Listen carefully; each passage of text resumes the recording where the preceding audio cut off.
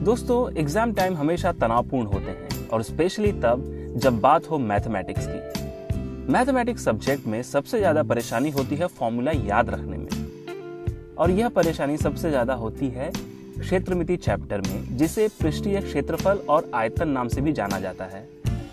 English में इसे mensuration या सरफेस एरिया एंड वॉल्यूम भी कहते हैं। इस चैप्टर में कई फॉर्मूले ऐसे हैं जो एक जैसे दिखते हैं, इसलिए हम कंफ्यूज हो जाते हैं और कभी कभी भूल भी जाते हैं। और इसका कारण यह है कि हम उन्हें समझने की कोशिश ना करते हुए बस रटते हैं। तो आज हम देखेंगे कि इन सूत्रों को कैसे समझें कि याद रखने में आसानी हो। और मुझे विश्वास है कि इस वीडियो के बाद आपको इन सूत्रों में कभी कंफ्यूजन नहीं होगा। दोस्तों, यह वीडियो स्कूल में पढ़ रहे छात्रों के साथ उनके लिए भी काफी लाभदायी होगा जो कॉम्पिटिटिव एग्जाम्स की तैयारी कर रहे हैं। तो चलिए शुरू करते हैं। सबसे पहले, अगर अब तक आपने इस चैनल को सब्सक्राइब नहीं किया है तो तुरंत सब्सक्राइब करें और बेल आइकन दबा दीजिए ताकि आपको अगले वीडियो की जानकारी मिल सके। हम स्क्रीन पर दिखाए गए शेप्स के पृष्ठीय क्षेत्रफल और आयतन के सूत्रों की चर्चा करेंगे। हमारे पास है घन, बेलन, शंकु, गोला, घनाभ और छिन्नक। इन्हें अंग्रेजी में हम क्यूब, सिलेंडर, कोन, स्फीयर, क्यूबॉइड और फ्रस्टम कहते हैं। और यह है इनके फॉर्मूले। फॉर्मूला समझने के लिए दो बातों पे ध्यान दें। सबसे पहले कि जब एरिया की बात होती है तब हम बात कर रहे हैं एक 2 डायमेंशनल शेप के बारे में। इसे हम ऐसे भी कह सकते हैं कि जब हम एक दूरी को दूसरे दूरी से गुणा करते हैं तब हमें क्षेत्रफल मिलता है। दोस्तों, क्षेत्रफल के सूत्र में एक से लेकर 2 वेरिएबल हो सकते हैं। जैसे कि आयत का क्षेत्रफल होता है लंबाई गुणे चौड़ाई, यानी लेंथ इनटू ब्रेथ। यहाँ पर लेंथ और ब्रेथ 2 वेरिएबल है। या एक वेरिएबल भी हो सकता है, जैसे कि पाई आर स्क्वायर, जो है सर्कल के एरिया का फॉर्मूला। इन जनरल हम कह सकते हैं कि यदि वेरिएबल्स के घातों का योगफल 2 होता है तो वह एरिया का फॉर्मूला है। यहाँ है कुछ एग्जाम्पल्स।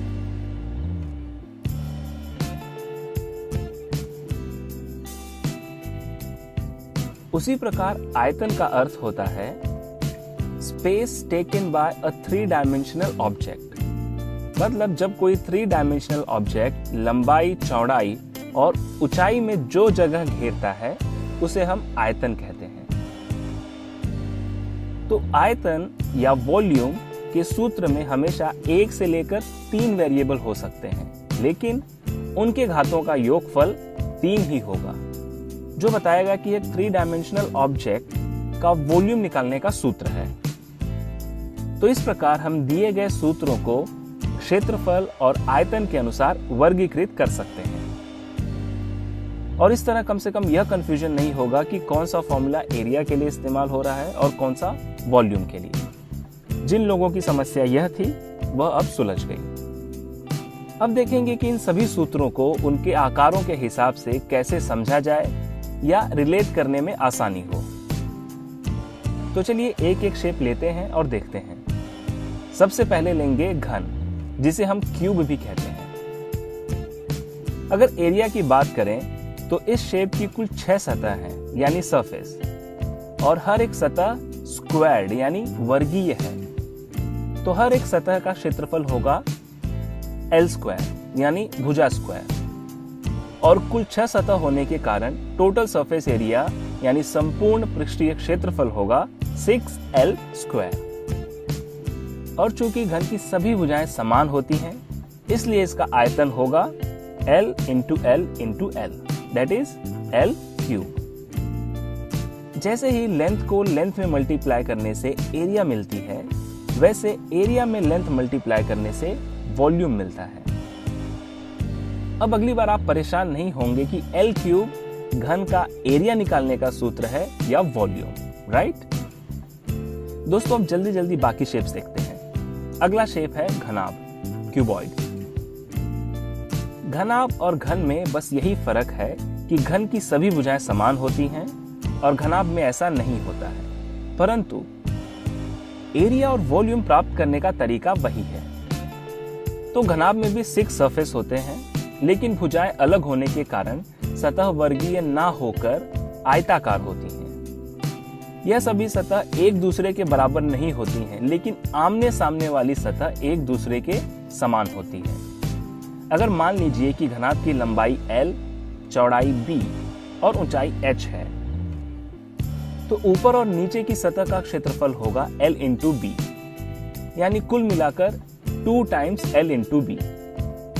वैसे ही आगे और पीछे की सतह का क्षेत्रफल B इंटू H, तो दोनों को मिलाएंगे तो वह होगा 2 टाइम्स B इंटू H, और अगल बगल की सतह होगी 2 टाइम्स L इंटू H। कुल मिलाकर संपूर्ण पृष्ठीय क्षेत्रफल होगा 2 times LB plus BH plus LH, और आयतन होगा तीनों भुजाओं का गुणनफल यानी L into B into H, जिनके घातों का योगफल है 3 बराबर। अब लेते हैं राइट सर्कुलर सिलेंडर यानी लंब वृत्ताकार बेलन। दोस्तों बताइए कि इसमें कितनी सतहें हैं? इसमें कुल मिलाकर 3 सतह हैं। ऊपर और नीचे की दोनों सतहें सर्कुलर हैं और उनका एरिया होगा 2 पाई r स्क्वायर, क्योंकि दोनों सतहें समान हैं। अब अगर इस घुमावदार सतह की बात करें तो क्या यह ऐसा नहीं लगता है कि जैसे रिंग्स को एक के ऊपर एक रखा हुआ हो? अब दोस्तों रिंग होती है सर्कुलर, यानी कि उसकी लंबाई वृत्त की परिधि के बराबर होगी। तो जब हम लंबाई 2 पाई r को ऊंचाई h से गुणा करेंगे तो मिलेगा घुमावदार सरफेस का एरिया, और यह होगा 2 पाई r इंटू h।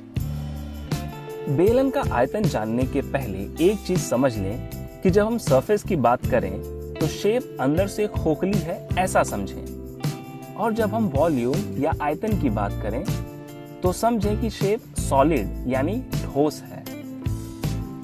जैसे हमने सरफेस एरिया ऑफ सिलेंडर निकाला, उसी लॉजिक का इस्तेमाल करें तो कह सकते हैं कि यहाँ पर एक सर्कुलर डिस्क या प्लेट को ऊंचाई h तक रखें तो एक ठोस बेलन मिलेगा। सर्कुलर प्लेट का एरिया पाई r स्क्वायर होगा और ऊंचाई h से मल्टीप्लाई करें तो मिलेगा वॉल्यूम, और फॉर्मूला मिलेगा पाई r स्क्वायर h। जैसा कि हमें पता है कि जब हम एरिया को लंबाई या ऊंचाई से मल्टीप्लाई करते हैं तो वॉल्यूम मिलता है। अब लेंगे कोण यानी शंकु। कोण को सिलेंडर के साथ रिलेट करेंगे तो आसानी होती है। इस बार पहले वॉल्यूम निकालेंगे। सिलेंडर का वॉल्यूम होता है पाई r स्क्वायर h, और समान त्रिज्या तथा ऊंचाई वाले कोण का वॉल्यूम होता है 1/3 पाई r स्क्वायर h। अगर आप कोण को सिलेंडर में डालें तो कुछ इस प्रकार का 3 भाग दिखेगा। यह पिक्चर केवल इस सूत्र को याद रखने में मदद करेगा। अब दोस्तों आप बताइए कि इसका पृष्ठीय क्षेत्रफल क्या होगा? इसमें भी एक वृत्ताकार सतह है तो उसका क्षेत्रफल होगा पाई r स्क्वायर, और घुमावदार सतह का फॉर्मूला है पाई r l, जहां पर l है तिरछी ऊंचाई। दोस्तों सूत्र को कैसे प्राप्त किया गया है उसको समझाने में काफी समय लगेगा, और हम इस समय केवल सूत्रों की बात कर रहे हैं। तो बस याद रखें कि यहाँ पर एक पैरामीटर है तिरछी ऊंचाई, और उसका पृष्ठीय क्षेत्रफल है पाई r l। दोस्तों जब चीजें घुमावदार होती हैं तो पाई का आना कंफर्म है। और एक बात पर ध्यान दें कि पाई कोई वेरिएबल नहीं है, यह एक अपरिमेय संख्या है जिसका मान है 3.14159 इत्यादि। और अगर हमने कोण का सूत्र प्राप्त कर लिया है तो फ्रस्टम यानी छिन्नक का सूत्र आराम से मिल जाएगा। फ्रस्टम में 2 वृत्ताकार सतह है लेकिन अलग अलग रेडियस वाली यानी त्रिज्या वाली। तो इन 2 अलग सतहों को हम कह सकते हैं कि पहली सतह है पाई r1 स्क्वायर और दूसरी सतह का क्षेत्रफल है पाई r2 स्क्वायर। और घुमावदार सतह को हम कोण से रिलेट करके देखेंगे तो वहां पर भी एक तिरछी ऊंचाई है, और पृष्ठफल का फॉर्मूला है पाई r1l प्लस पाई r2l, क्योंकि यहाँ पर 2 त्रिज्याएं हैं। कुल मिलाकर संपूर्ण पृष्ठीय क्षेत्रफल होगा pi into bracket r1 square plus r2 square plus r1l plus r2l। अब अगर आयतन की बात करें तो उसे भी हम कह सकते हैं कि कोण ही की तरह यह भी है 1/3 pi r 1 square h plus pi r 2 square h plus pi r 1 into r 2 h. और लास्ट में हमारे पास है स्फीयर यानी गोला। यह एक ऐसा शेप है जो हर जगह से घुमावदार है, और जैसा कि हम जानते हैं घुमावदार है तो पाई आएगा ही। दोस्तों, गोले का संपूर्ण पृष्ठफल होता है 4 पाई आर स्क्वायर। इसे हम सर्कल से रिलेट कर सकते हैं और कह सकते हैं कि गोले का संपूर्ण पृष्ठफल वृत्त के क्षेत्रफल का 4 गुना होता है, यानी 4 टाइम्स पाई आर स्क्वायर। और अंत में इसका वॉल्यूम होता है 4/3 पाई आर क्यूब। यहाँ पर r का घात है 3, तो आपको 4 पाई आर स्क्वायर और 4/3 पाई आर क्यूब में कंफ्यूजन नहीं होगा कि कौन सा सूत्र क्षेत्रफल निकालने के लिए है और कौन सा आयतन।